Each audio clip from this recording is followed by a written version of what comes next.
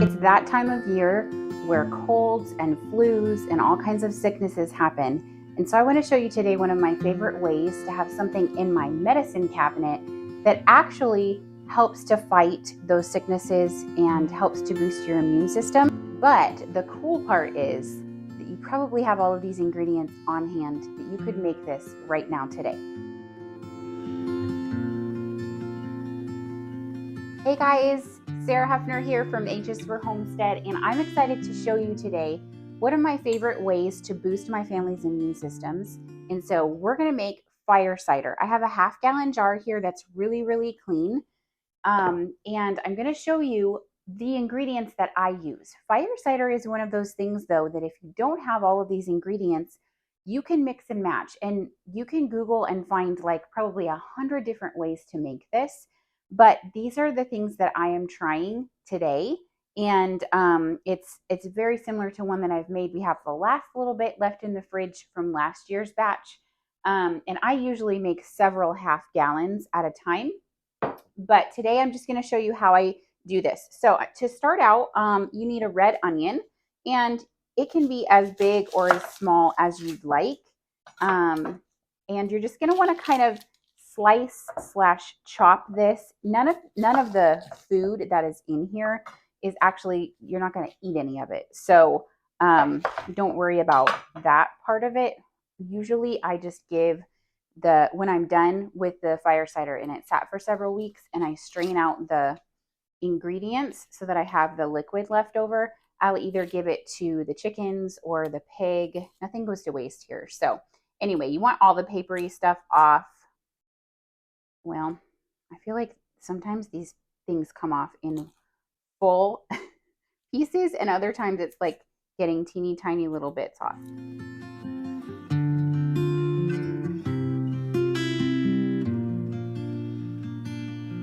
Okay, so I have my red onion, and I just like to slice it into pretty thick slices and then down the middle. So if you can see that, how big that slice is. I know it's kind of far, but anyway, you're just going to put those into the bottom of your jar.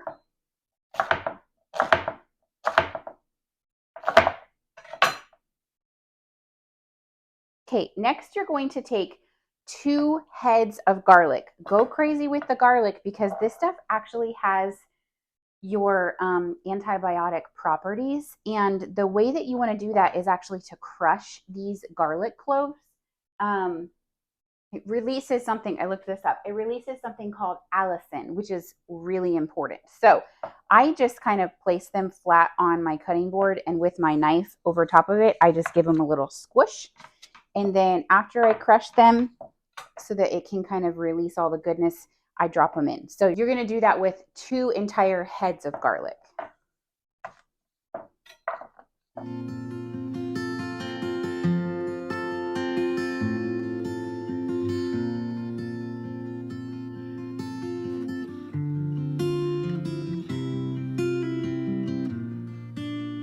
Next, you put in some ginger. I am actually just going to chop this whole ginger root kind of in slices. Make sure it's clean. Obviously, you're going to want to wash it, but you can slice this ginger and just stick it in there whole. I don't peel it or anything just because it's, again, we're not eating it. So, I love the smell of ginger so much. I love it.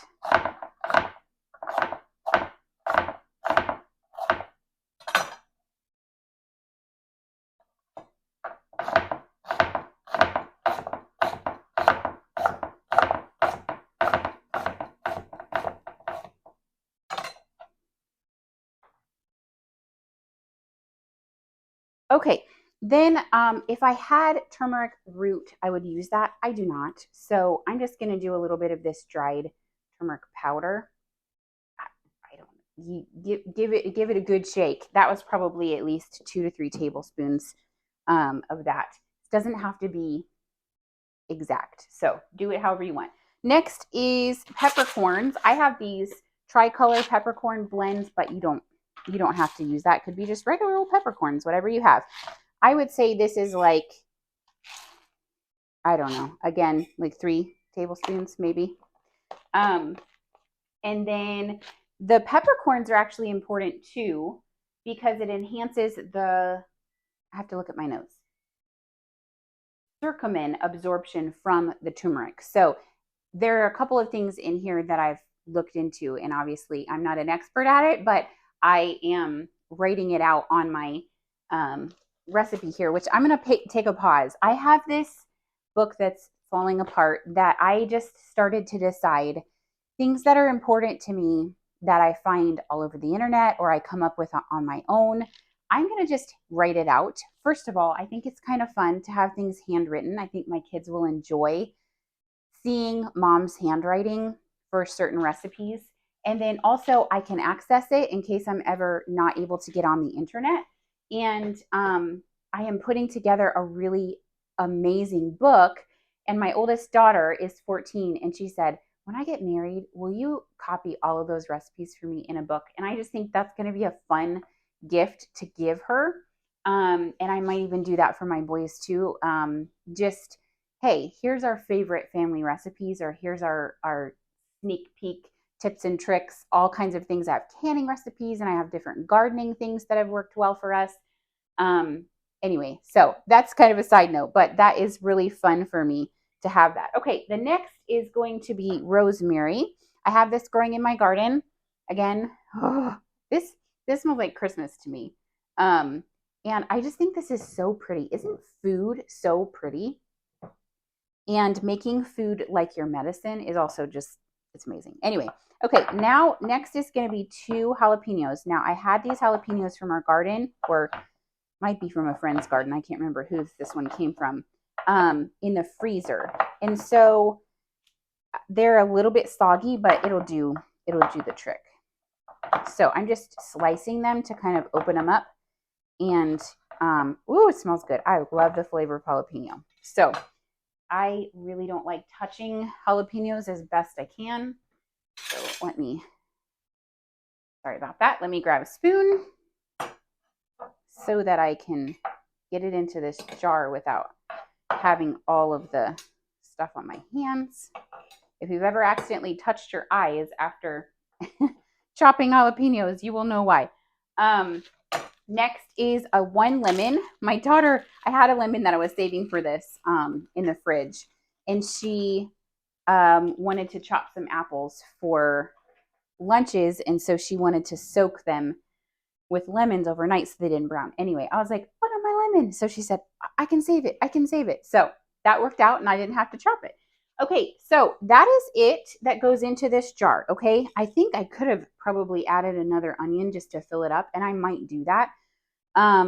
But what I'm going to do next is take this apple cider vinegar. This is organic, raw apple cider vinegar with the mother that I get from Azure Standard. And I am going to just top all of this food, stick that down a little bit, with this apple cider vinegar.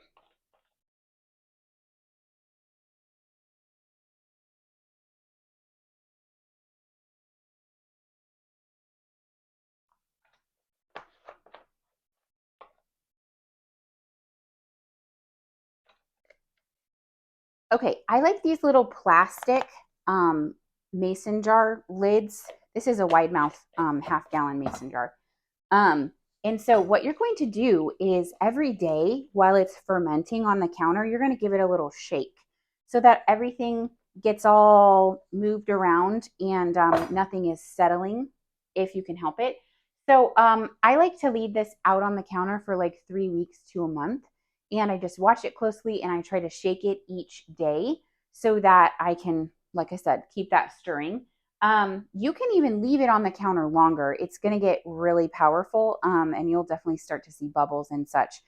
But after about a month is when I will strain out the liquid. So I'm going to just take a basic strainer and pour off all of the veggies, give it to my chickens, my pig.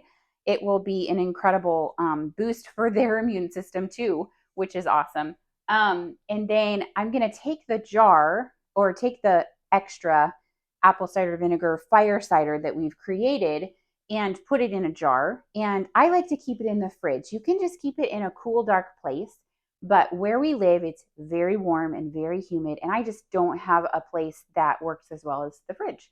So I will put it in the fridge. I do like to add some raw honey.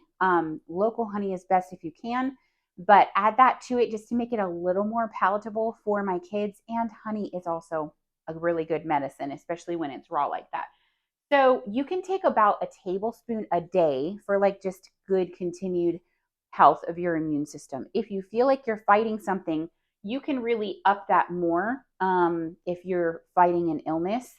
And you definitely, this will stay good for like a solid year, which I usually in the fall will make several batches. I probably would do like 2 gallons of this at the very least, and then save it in the fridge, labeled fire cider, and take it often as we can through these sick months where there's just a lot of junk going around. Christmas time, especially. Um, for my family, we travel for Christmas and go home, and all of my siblings travel, and my husband's siblings travel, and everybody's coming from different states into one place. And I feel like we are sick every Christmas. And so I'm hoping this will help. Last year, I didn't make the fire cider quite soon enough for us to take it with us. So, anyway, this is going to help you. And I would so much rather take this than try to take medicine once I've gotten sick. There's so many health benefits to food, and we can let food be our medicine. So this is another thing on the homestead where you can start making your own medicine, and you don't have to have a homestead for that. No matter where you live, you can do this kind of thing and let food be your medicine. And remember, anyone can homestead. It usually starts in the kitchen. Bye, guys.